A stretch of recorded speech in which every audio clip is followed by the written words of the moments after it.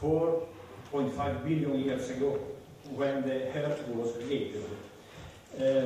During all this time, the Earth, the climate of the Earth reached an equilibrium by means of all the geological force acting on the Earth.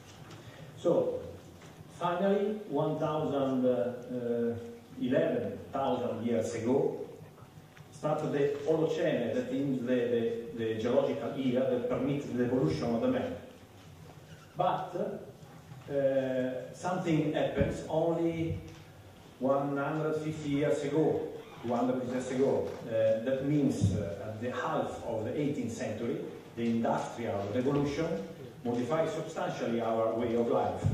And with our way of life, modify the environment, the climate, by using specifically, but many manner, but specifically utilizing the fossil fuels.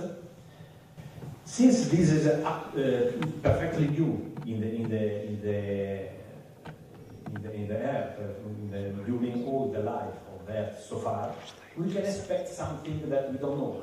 What will happen in the next decades? So, the first idea was given in 1972 with the Club of Roma that committed to the MIT, Massachusetts Institute of Technology, a research that at the time, for the first time, utilized the computers. So far, it was very difficult to model the climate change in the planet. But they produced this revision on which the fuel resource will drop down, of course. And at that time, this was the main worry.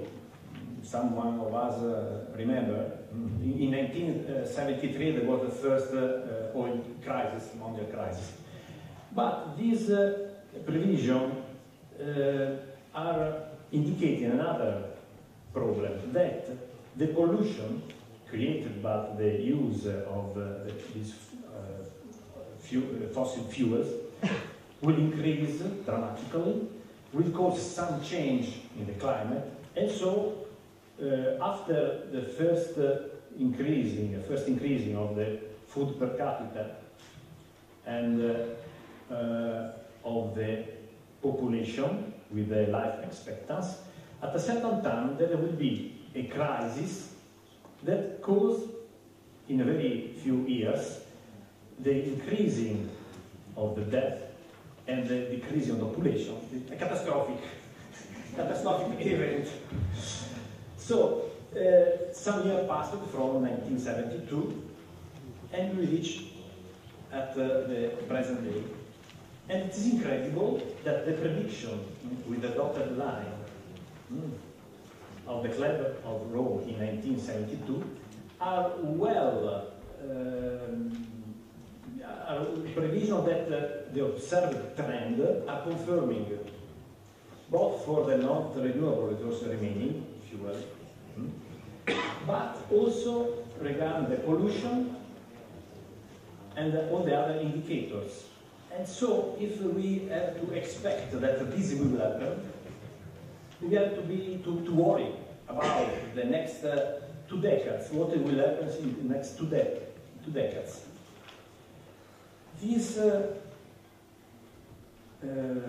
This problem was well recognized by 195 nations that signed the Paris Protocol just in December 2015. Mr. Pompili will give some other information about this. But what it happens? It happens that we have to worry about the maintaining of the Earth temperature below the 2 grades above the pre-industrial temperature. And one of the possible scenarios for reaching this target is represented here in this figure. We are approximately in this point. We are using so far mainly fossil fuels, coal, gas, oil. But if we want to restore the condition that avoid the catastrophic event recognized by the Club of Rome, we have to decrease the use of the fossil and increase the use of the renewable energy, especially wind farm, photovoltaic and other renewable sources. But we reach our target. We are all engineers. We are dealing with transmission energy. It is easy to understand that this dramatic transition put on the table a problem of technical sustainability. For solving a problem of environmental sustainability, we are facing a problem of technical sustainability. How we can permit that our network will sustain this type of production that is well known, is not predictable. The wind will stop when someone wants, but we cannot. For the sun, it is the same. And this is the issue that we want to discuss today. We need to face this problem. There are many others. As I try to give an overview of what will happen for the transmission network, for the dispatching activity, in this condition, and in Montenegro, but also in Italy, we are facing this problem today. It's a problem that we already have, or we will have in a very few years. So, at this point, I think it's the time to go with the presentation of Mr. Pompili, that will present this aspect in a more complete manner. Mr. Pompili is our friend, because you know, he was already here for some other event. He represents the faculty of Sapienza in Rome that signed an agreement with the engineering faculty as external.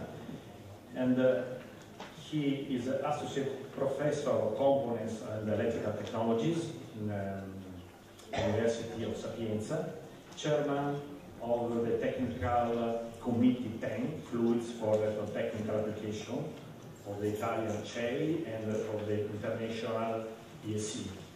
And he has many other tasks, but I think this is enough for present his work. Please.